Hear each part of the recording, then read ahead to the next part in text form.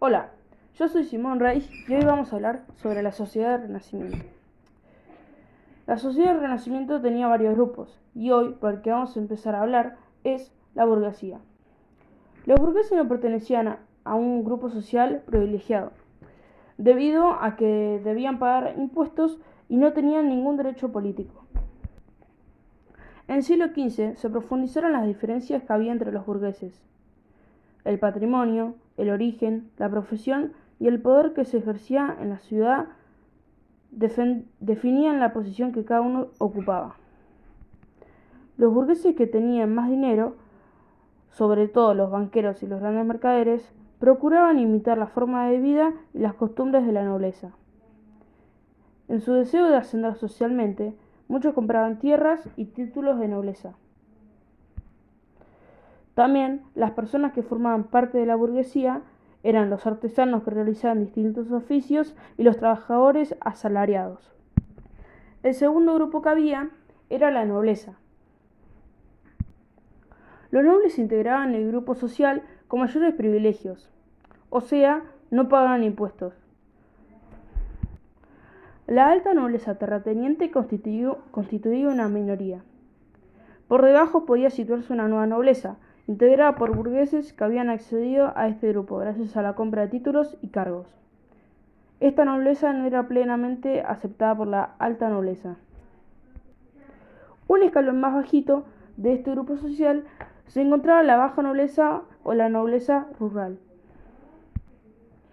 Muchas de estas familias se hallaban empobrecidas y endeudadas, no porque la producción de su tierra no fuera buena, sino porque gastaban más de lo que podían. Pensaban que una vida lujosa les permitía demostrar su dignidad y su propio honor. El cuarto grupo era el campesinado. Este era el grupo social más numeroso de la sociedad y que con su trabajo sostenía a los demás grupos. Tras la recuperación de la agricultura, en las zonas más prósperas se produjo una diferenciación entre campesinos ricos, o sea, aquellos que arrendaban las tierras a los nobles y lograban acumular parte de su cosecha para venderlo en el mercado, y los campesinos pobres, o sea, la gran mayoría, que solo producían para su autoabastecimiento y para pagar sus tributos. Muchas veces debían trabajar como jornaleros en otros campos. El quinto y último grupo eran los pobres y marginales. Las guerras y las transformaciones de la agricultura empujaron a muchos campesinos a las ciudades. La mayoría de ellos, imposibilitados de conseguir un trabajo, se convirtieron en mendigos y vagabundos. El país de España fue el país más afectado por este fenómeno y el que mostró el grado más alto de tolerancia hacia ellos. De este modo, en la Europa moderna, la vagancia y la marginalidad se transformaron en fenómenos absolutamente normales.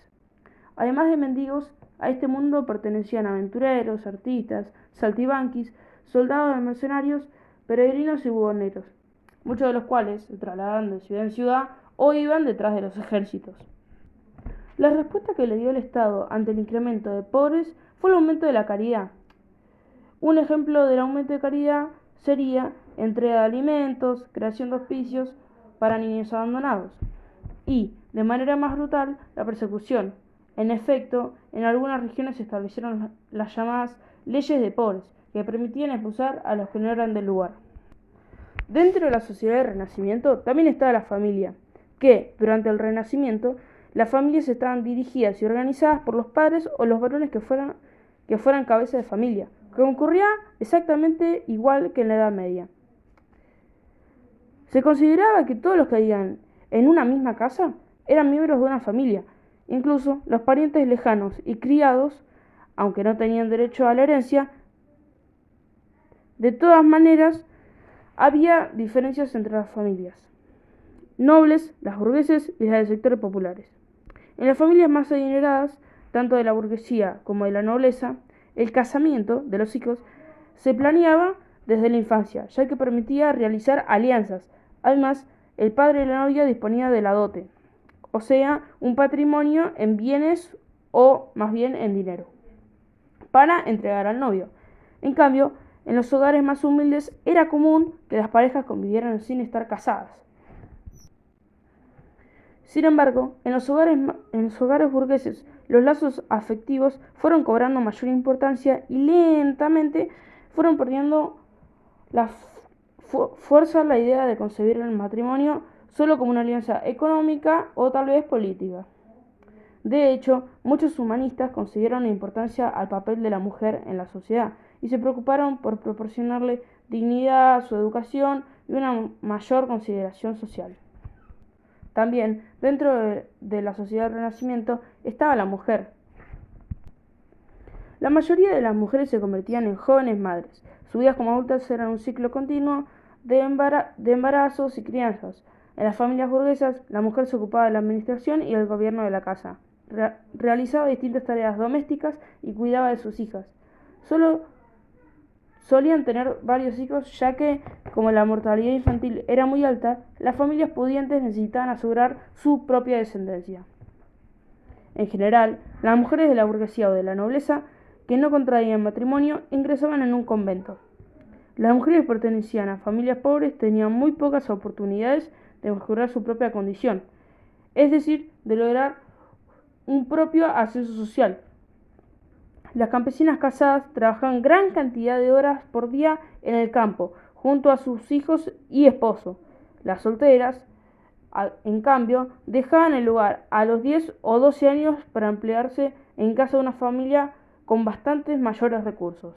También podían trabajar en las tejedurías que empleaban mayoría de personal femenino, como era el caso de los talleres de producción de seda y encajes. También, dentro de la sociedad del Renacimiento estaba la infancia y la educación.